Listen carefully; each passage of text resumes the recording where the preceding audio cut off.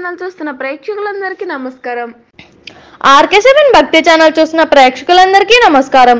శివుడి యొక్క రూపం విష్ణువు, విష్ణువు యొక్క రూపం శివుడు, శివుడి యొక్క హృదయంలో విష్ణువు, విష్ణువు యొక్క హృదయంలో శివుడు ఉంటారు అని వేదం చెబుతుంది.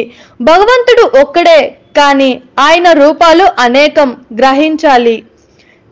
శివకేశవుల అద్వైతాన్ని, అభేద స్వరూపాన్ని నుడికారంతో సులభ సుందరంగా హృదయపరిచే ఈ తేటగీతి పద్యం, ఈ సుధామాయ సూక్తి పోతన మహాకవి స్వీయస్ఫూర్తి ఈ తెలుగు పద్యం నోటికి రానివాడు ఆంధ్ర భారతీయుడు కాడు. దానంతట అదే నోటికి వచ్చే పద్యం ఇది.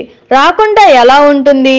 నోటికి తాళం వేసుకుంటే తప్ప అని కవి సామ్రాట్ విశ్వనాథ వారు సున్నితంగా స్తుతితో కొట్టారు.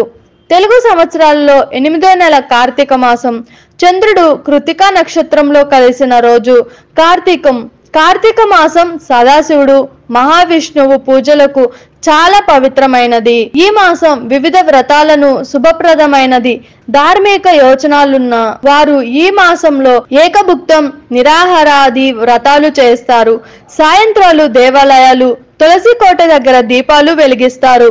దీపదానాలు చేయలేని వారు దీపాలు వెలిగించిన దీపదానం అంత ఫలితం లభిస్తుంది. శివకేశవులకు అత్యంత ప్రీతికరమైనది కార్తీక మాసం అని చెబుతారు పెద్దలు. ప్రతి ఏటా దీపావళి వెళ్ళిన మర్నాటి నుంచి కార్తీక మాసం ప్రారంభమవుతుంది.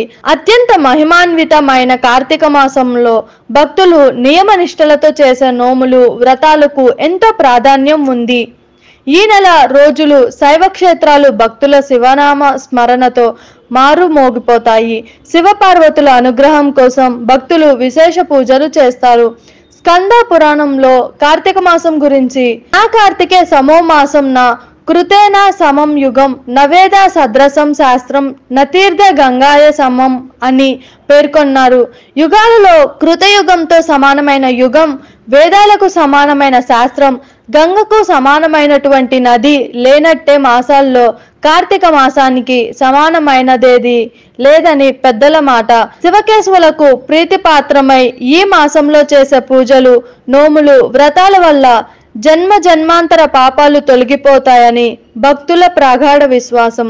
చూసారు కదా, ఇలాంటి మరిన్ని ఇంట్రెస్టింగ్ వీడియోస్ కోసం మా RK7 భక్తి ఛానల్ని లైక్ చేయండి, షేర్ చేయండి, సబ్స్క్రైబ్ చేయండి. నేను మీ Anusha anchor. Thank you all.